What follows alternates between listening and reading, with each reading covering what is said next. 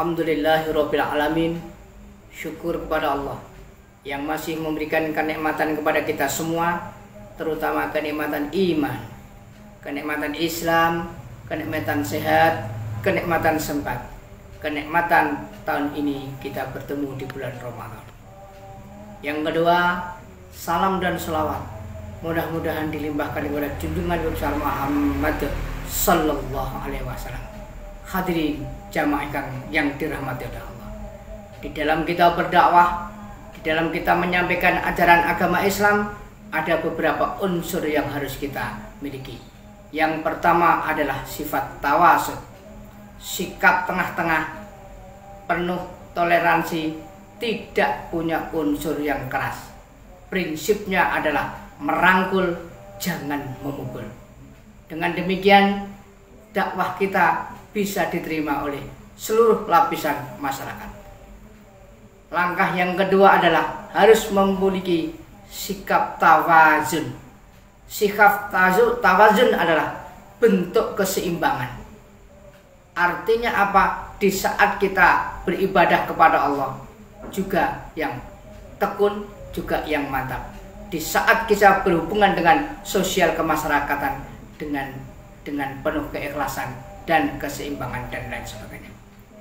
Lanjut, yang ketiga adalah sikap tasammuh, yaitu adalah bentuk sikap toleransi, bisa menghargai perbedaan pendapat sehingga kita berbaur di sosial kemasyarakatan merasa nyaman.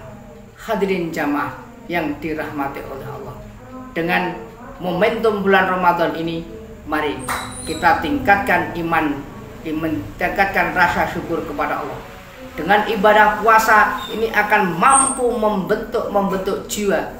Dengan puasa itu, dengan harapan bisa menetralkan, bisa melemahkan nafsu-nafsu kita. Kenapa? Kalau nafsu sudah kita bisa lemahkan, maka kata Allah, ya ayuhan nafsul mutmainnah irji'i ila rabbiki radiyatan mardiyah fadkhuli fi ibadi wadkhuli jannati. Wahai nafsu-nafsu yang bersih, kesinilah, saya ini Tuhanmu, saya adalah sesembahanmu.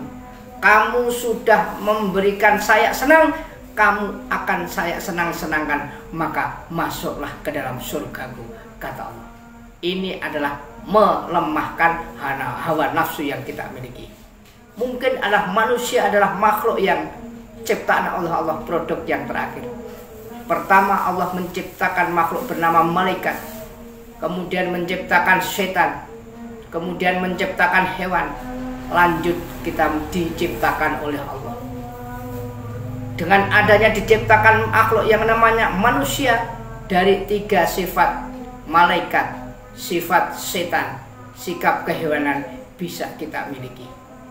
Tetapi bagaimana kita mensikapinya? Kalau manusia ini kecenderungannya rajin beribadah, ramah lingkungan, berbaik kepada siapa, yang kepada Allah juga kuat, sosial kemasyarakatan juga hebat, sehingga ibadah seperti itu akan menampakkan sifat kemalaikatan yang kita miliki. Akan tetapi jika kita menjadi orang-orang yang kacau, orang-orang yang tidak mau beribadah kepada Allah, kesenangannya adalah bervariatif, suka marah, suka mabuk, suka minum dan lain sebagainya. Ini adalah sikap muncul kesetanan. Yang ketiga adalah sifat kehewanan. Kalau hewan itu rajin untuk beribadah, apa ada hewan yang beribadah? Contohnya adalah harimau.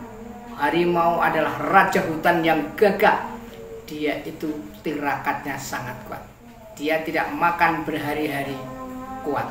Ular misalnya tidak makan berbulan-bulan pun juga kuat. Sehingga ada kekuatan di dalam batin, ada kekuatan di dalam dirinya. Contohnya apa? Manusia disembur pasti akan melempung. Hewan disembur pasti akan mati. Manusia digigit pun juga akan berbahaya. Tetapi jika hewan yang menggigit, contohnya kambing, kalau kita digigit kambing tidak akan masalah. Mungkin hanya dekok saya sudah cukup. Kenapa? Kambing itu tidak pernah berpuasa. Oleh sebab itu, dengan kehebatan manusia Karena dikatakan manusia makhluk yang paling hebat. Kalau kehebatan itu kita miliki sejak sekarang, dengan tujuan terminal akhir adalah la'allakum tattaqun, menjadi jiwa-jiwa yang bertakwa. Takwa yang pertama adalah melaksanakan perintah Allah. Takwa yang kedua adalah meninggalkan hal-hal yang dilarang oleh Allah. Takwa yang ketiga adalah meninggalkan hal-hal yang merugikan diri sendiri. Takwa yang keempat adalah meninggalkan hal-hal yang merugikan orang banyak. Meninggalkan hal-hal yang merugikan diri sendiri, contohnya apa? Misalnya orang itu kalau punya penyakit darah tinggi, jangan makan daging kambing. Kalau diteruskan akan berakibat fatal. Langkah yang ketiga adalah sikap takwa yang merugikan orang lain. Contoh yang sederhana adalah parit yang tersumbat, itu pun juga harus kita bersihkan. Jika itu masih tetap digitukan, tetap dibiarkan, akan menimbulkan kebanjiran, merugikan orang banyak.